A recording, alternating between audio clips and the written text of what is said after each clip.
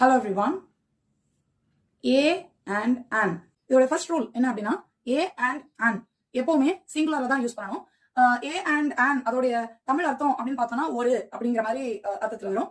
இப்போ an apple அப்படின்னா ஒரு ஆப்பிள், an egg அப்படின்னா ஒரு முட்டை.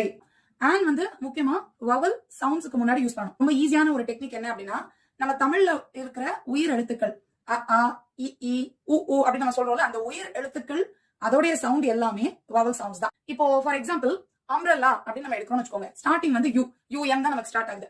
அம்ப்ரெல்லா ஆனா சவுண்ட் எப்படி இருக்குன்னா அம்ப்ரெல்லா சவுண்ட் தான் வருது. அதனால அந்த இடத்துல நம்ம an umbrella அப்படின்னு நம்ம போட்டலாம். இதே இது யூனிஃபார்ம் அப்படின்னு போடுறோம்னு வச்சுக்கோங்க. யூனிஃபார்முக்கும் யூல தான் ஸ்டார்ட் ஆகுது.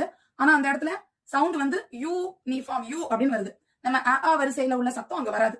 அதனால அந்த இடத்துல an நம்ம போடக்கூடாது.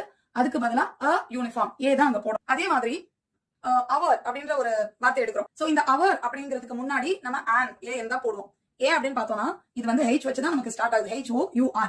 ஆனா அதோடைய ப்ரொனன்சியேஷன் நம்ம பாக்குறோம் அப்படின்னா அந்த h வந்து சைலண்ட் ஆயிரும். சோ அவர் அப்படின்னு தான் அதை நம்ம சொல்லுவோம். அவர் அப்படின்னு சொல்லுவாங்க, இல்லைன்னா ஆர் அப்படின்னு சொல்லுவாங்க. சோ அவர்னு சொன்னாலும் ஆர்னு சொன்னாலும் ஒன்னு ஆ சவுண்ட் வரும், இல்லைன்னா ஆ சவுண்ட் தான் வரும். ஹெச்சோட சத்தம் வந்து அங்க இருக்காது. ஹவர் கிடையாது, அது ஹெச் வந்து சைலண்ட் அங்க. சோ அவர் இல்லைன்னா ஆர் அப்படின்னு சொல்லுவாங்க.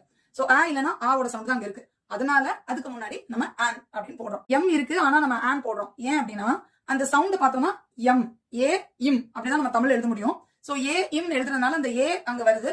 ஏயோட சத்தம் இருக்கிறதுனால அங்க வந்து he is an MLA அப்படின்னு தான் நம்ம வந்து சொல்லணும். இதே எம் வச்சு ஸ்டார்ட் ஆகிற மேங்கோ அப்படின்னு நம்ம சொல்றோம்னா அங்க வந்து மே சத்தம் வந்துடும். அதனால அதை வந்து ஏ தான் சொல்லுவோம். மேங்கோ அப்படிதான் சொல்லுவோம்.